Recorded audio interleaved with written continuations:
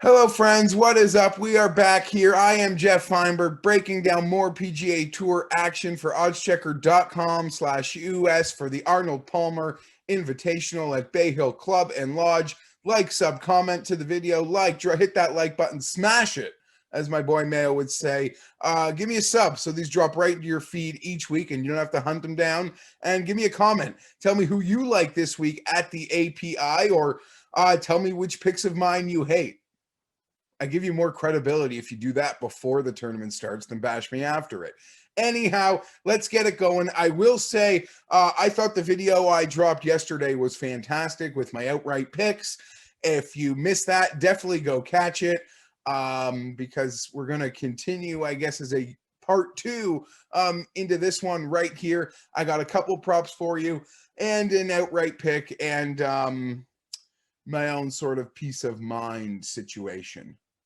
So let's get at it. We spoke about it yesterday. Go watch that outright video. We are all about a lot of the Englishmen this week, European Ryder Cup team Englishmen. Even the ones we aren't picking, we do believe, could have great weeks. Obviously, Rory and Victor are at the absolute top. And even going farther down, I can't stand Justin Rose. He's probably my least favorite golfer.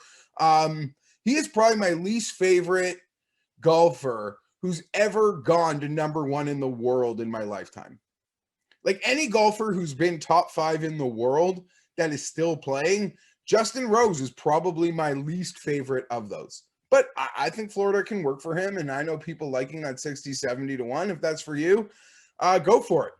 Even Francesco Molinari, past champ here, he's been playing better. I'm going to be picking on him in a little bit, but I know people I really like are betting him. So seems like a theme. A lot of guys betting European Ryder Cup stalwarts. As you saw on the outright card yesterday, we had 4 main outrights and I sprinkled some bombs. We'll get it going, I guess, right off the top here, guys. I'm going to add another triple-digit long shot and 140 to 1 at FanDuel Sportsbook when using that odds checker grid is Luke List. He's as low as 100 to 1 at other books. So once again, we are getting huge advantage with these long shots. Getting the best odds has really allowed me to even bet an extra long shot this week, as I spoke about yesterday.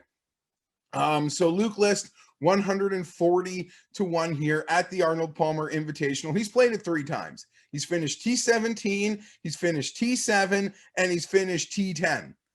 Luke List won he won a Corn Ferry event in Florida here last year. Not at this course, and dare I say it was at Sawgrass. I don't want to make that mistake.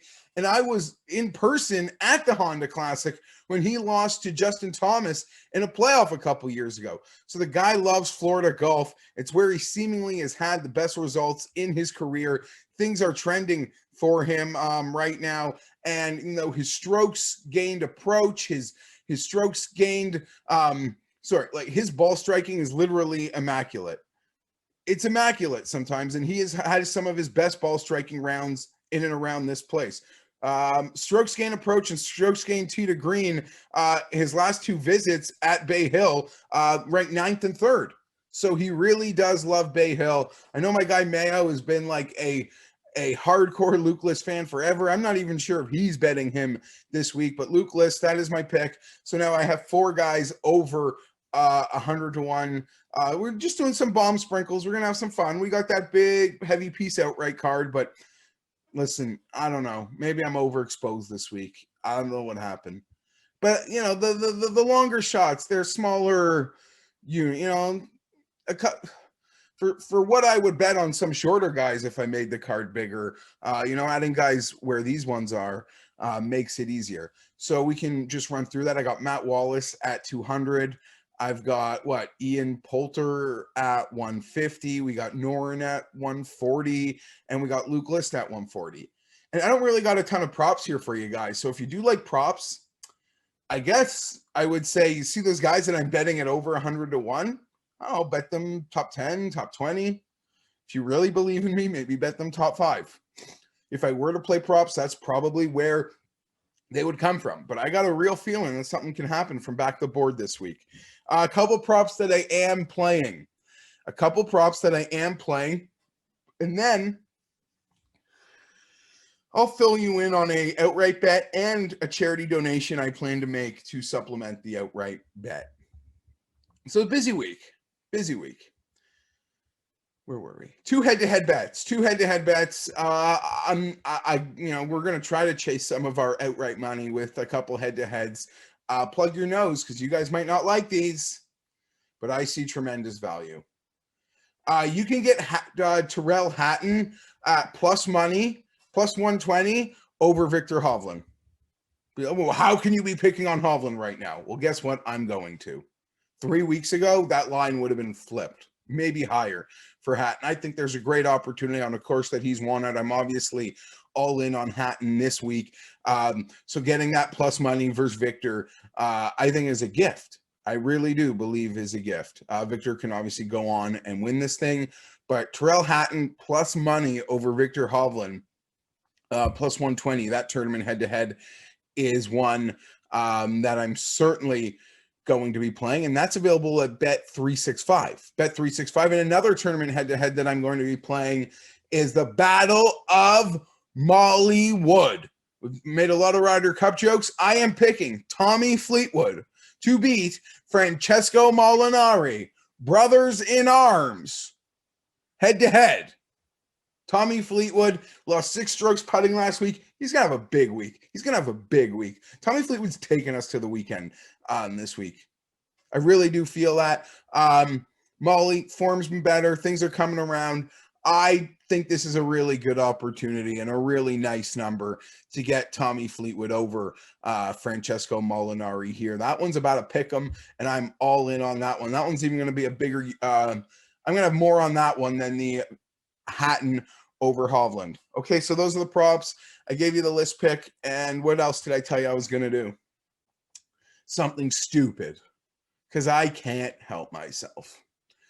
Using the odds checker grid, Ricky Fowler, 80-1. I'm not proud of myself. I love Ricky. This is more like a lot of those golf bets. Those are golf bets that really do come from here. They really do. There's a process, and maybe I'll make a video on my process because people ask about it. I will say you won't want to see it. It's like I like hot dogs, but I don't want to go into the factory where the hot dogs are made because I'd never want to eat a hot dog again. You get it? So I just ignore that part of it and just eat my hot dogs. So you don't want to see my process. You might never want to bet with me again. But the Ricky Fowler bet comes from right here. It's not even like a documented official play. But he got railroaded yesterday, maybe deservedly so, by Sir Nick Faldo. I'm very kind to the English. Got a betting card full of them this week. It's funny, right? The Americans on my official card, the Americans I'm betting are Sam Burns and Luke Lisp. Good luck, Fienberg. Oh, speaking of Sam Burns, we're dead. I do a recording on Monday morning, and I don't know what the world is on. Like, it's our first look at the board, that podcast. I love Sam Burns. 40, 50-1. I think 40 now using your odds checker grid. I didn't know the entire world would love Sam Burns. I mean, I understand why the entire world would love Sam Burns.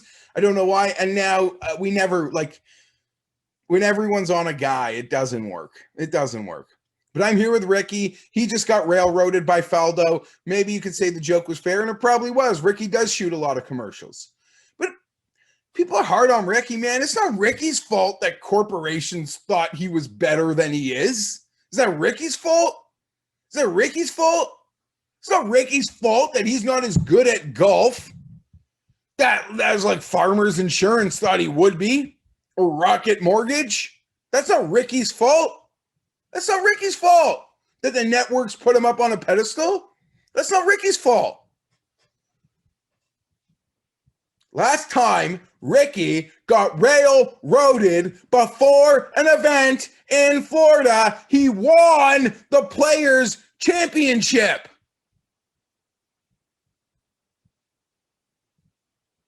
Highly unlikely to repeat itself, but we're going. I don't know how many of you and what your memories are and how long you've been following the sport, but when Ricky won that Players, do you remember there was a Players like poll, like a Sports Illustrated Players poll last week, asked who's the most overrated player in golf. That poll came out on like a Tuesday, calling Ricky Fowler by his peers the most overrated player in golf. And then he went on to win the Players Championship just days later. I wouldn't have bet Ricky, but I don't like seeing Ricky get railroaded. And now I got my back against the wall. And he's already not even in the Masters. He's frustrated. I'm frustrated. I love Ricky. Ricky's an amazing guy. I've heard stories about Ricky from people off the course. He's a true, like, heart and soul guy. A genuine person that no one, like, so what? He's not a good enough golfer for you. But he shouldn't get anyone's hate. That's just my opinion. Oh, I mentioned charity. Whatever I do, bet on Ricky, which is probably a total waste of money. You don't have to do it with me. I'm going to match that bet with a donation to the Arnie and Winnie Palmer Foundation. Because why not? Like, if I'm going to donate money to a book, I may as well donate money to a good cause. So I'm going to do that as well. Arnie and Winnie Palmer Foundation, great work. The future is the children. They put a lot of money towards, I think, local children's hospitals, especially in his hometown of Latrobe. Okay. And definitely in and around the Bay Hill, Orlando area. That's it. So he added that Luke list outright at 140. I gave you a Tommy over Molly and a Hatton over Vic. I